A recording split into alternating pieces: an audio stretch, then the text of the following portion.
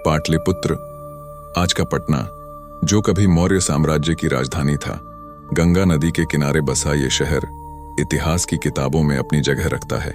यहाँ की हवा में एक अजीब सी सनसनाहट रहती है और गंगा की लहरें आज भी उन कहानियों को गुनगुनाती हैं जो हजारों साल पुरानी हैं।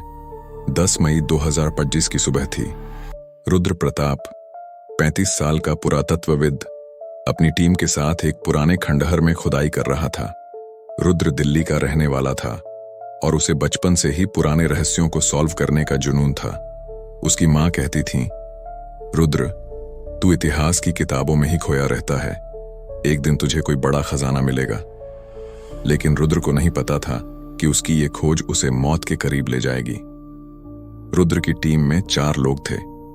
पहली थी सोफिया, 30 साल की रिसर्चर जो दिल्ली यूनिवर्सिटी से इतिहास में पीएचडी कर चुकी थी।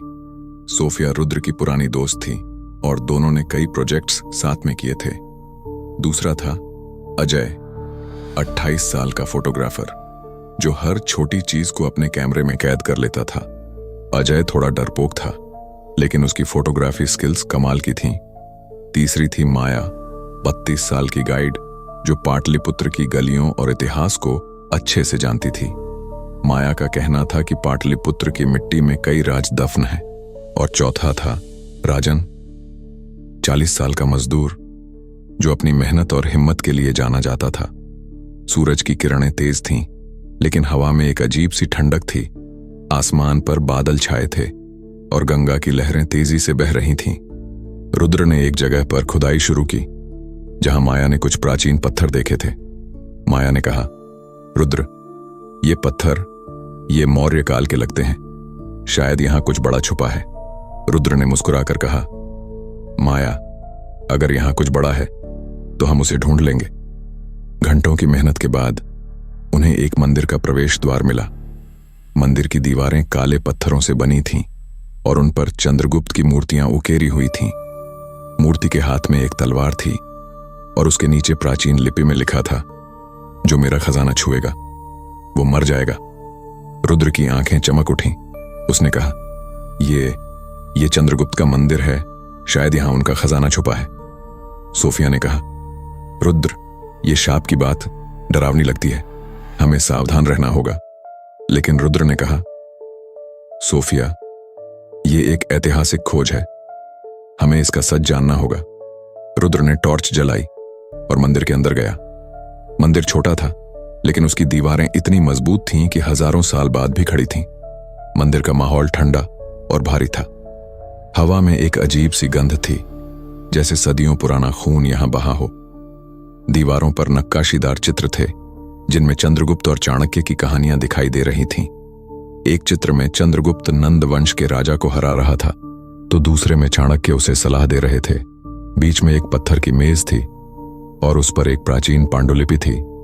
पांडुलिपि पर प्राचीन लिपि में लिखा था, मैं चंद्रगुप्त, मेरा खजाना यहां छुपा है। इसे पाने के लिए 3 पहेलियां सॉल्व करनी होंगी। हर पहेली के साथ एक मौत होगी। मेरे शाप को तोड़ो, वरना पाटलिपुत्र फिर से जल जाएगा। रुद्र ने पांडुलिपि पढ़ी।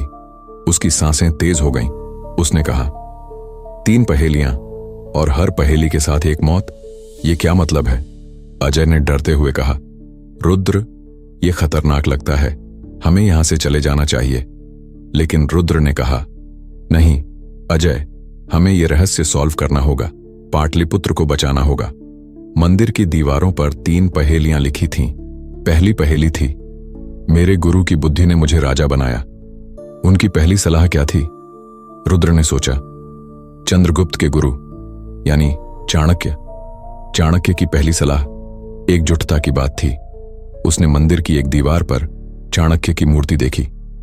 मूर्ति के पास एक चित्र था। चंद्रगुप्त और चाणक्य एक साथ बैठे थे। चित्र में चाणक्य के हाथ में एक किताब थी और किताब पर लिखा था, एकजुटता ही शक्ति है। रुद्र ने सोचा, यही जवाब है, एकजुटता। उसने चित्र को दबाया, दीवार हिलने लगी और एक गुप्त कमरा खुल गया। कमरे में एक संदूक था और उसके ऊपर लिखा था, पहली पहेली सॉल्व हुई, लेकिन सावधान, मौत करीब है। रुद्र ने संदूक खोला। अंदर एक तलवार थी जो सोने और हीरों से जड़ी हुई थी। तलवार के साथ एक पर्चा था। मेरे शाप का पहला हिस्सा टूटा, लेकिन एक जान जानी बाकी है। रुद्र की सांसें तेज हो गईं। उसने अपनी टीम को बुलाया और कहा, देखो, ये चंद्रगुप्त की तलवार है, हम सही रास्ते पर हैं। लेकिन तभी मंदिर हिलने लगा। हवा में एक ठंडी सनसनाहट हुई और एक गहरी गूंज सुनाई दी, मौत करीब है। अचानक मंदिर की छत से एक बड़ा पत्थर गिरा। राजन, जो पास खड़ा था, उस पत्थर के नीचे दब गया। उसकी चीखें मंदिर में गूंजी, रुद्र बचाओ। और फिर सन्नाटा छा गया। सोफिया चीख पड़ी, रुद्र, राजन मर गया, ये क्या हो रहा है? रुद्र का चेहरा पीला पड़ गया। उसने कहा, पांडुलिपि सच कह रही थी, हर पहेली के साथ एक मौत, लेकिन हमें रुकना नहीं है। रुद्र की टीम डर गई। माया ने कांपते हुए कहा, रुद्र, ये शाप असली है, हमें यहां से चले जाना चाहिए। अजय ने भी कहा, हां रुद्र, हम सब मर जाएंगे। लेकिन रुद्र ने गहरी सांस ली और कहा, नहीं, अगर हम रुके तो शाप टूटेगा नहीं, हमें पाटलिपुत्र को बचाना होगा। उसने दूसरी पहेली पढ़ी। मेरे साम्राज्य की नींव एक युद्ध से पड़ी। वो युद्ध कहां हुआ था? रुद्र ने सोचा, चंद्रगुप्त ने नंद वंश को हराया था। वो युद्ध पाटलिपुत्र में ही हुआ था। उसने मंदिर की दूसरी दीवार पर एक चित्र देखा, चंद्रगुप्त का, जिसमें वो नंद वंश के राजा को हरा रहा था। चित्र में एक नक्शा था और नक्शे पर पाटलिपुत्र का नाम लिखा था। रुद्र ने कहा, यही जवाब है, पाटलिपुत्र। उसने चित्र को दबाया। एक और गुप्त कमरा खुला। इस कमरे में एक मूर्ति थी, चंद्रगुप्त की, जिसमें उसकी तलवार गायब थी। मूर्ति के पास एक संदेश था, मेरी तलवार यहां लाओ, तभी दूसरा हिस्सा टूटेगा। रुद्र ने पहली पहेली से मिली तलवार को मूर्ति पर लगाया। मंदिर फिर हिला। हवा में एक गूंज आई। दूसरा हिस्सा टूटा, लेकिन मौत अभी बाकी है। तभी मंदिर के फर्श से जहरीली गैस निकलने लगी। माया, जो पास खड़ी थी, उस गैस में फंस गई।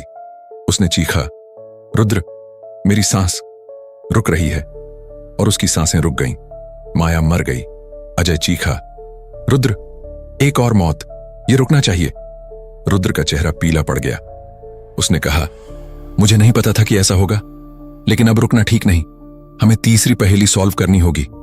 तीसरी पहेली थी, मेरा खजाना कहां है? रुद्र ने मंदिर की एक दीवार पर एक नक्शा देखा। नक्शे में एक गुप्त तहखाने का रास्ता था। रुद्र, सोफिया और अजय तहखाने में गए। तहखाना अंधेरा था और वहां की हवा इतनी ठंडी थी कि शरीर में सिहरन दौड़ रही थी। दीवारों पर खून के निशान थे और हवा में एक अजीब सी गंध थी। तहखाने में एक बड़ा सा संदूक था। संदूक पर लिखा था, खजाना यहां है, लेकिन इसे छूने से पहले सोच लो। रुद्र की सांसें तेज हो गईं। उसने कहा, यही वो खजाना है जिसके लिए हम यहां आए हैं। उसने संदूक खोला। अंदर सोने के सिक्के, हीरे और जवाहरात थे। रुद्र की आंखें चमक उठीं। उसने कहा, ये चंद्रगुप्त का खजाना है। लेकिन सोफिया ने डरते हुए कहा, रुद्र, रुक, कुछ गड़बड़ है, ये इतना आसान नहीं हो सकता।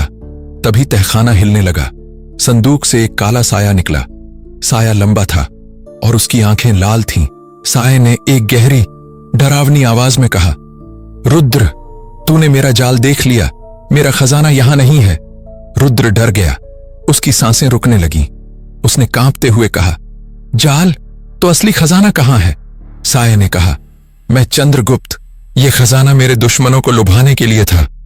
मेरा असली खजाना चाणक्य की बुद्धि है। साये ने तहखाने की एक दीवार की तरफ इशारा किया। वहां एक छोटा सा संदूक था। रुद्र ने उसे खोला। अंदर एक पांडुलिपि थी, चाणक्य नीति। पांडुलिपि में लिखा था, लालच मौत को बुलाता है, लेकिन बुद्धि जीवन देती है, मेरे शाप को तोड़ने के लिए। इस पांडुलिपि को गंगा में बहा दो। रुद्र, सोफिया और अजय पांडुलिपि लेकर गंगा के किनारे गए। रुद्र ने पांडुलिपि को गंगा में बहा दिया। तभी हवा में एक गूंज सुनाई दी, शाप टूट गया। धन्यवाद रुद्र। साया गायब हो गया। मंदिर शांत हो गया, लेकिन रुद्र की आंखों में आंसू थे। उसने कहा, सोफिया, हमने खजाना तो ढूंढ लिया, लेकिन अपनी टीम खो दी। राजन, माया, उनकी मौत की जिम्मेदारी मेरी है। सोफिया ने रुद्र के कंधे पर हाथ रखा और कहा, रुद्र, ये तुम्हारी गलती नहीं थी।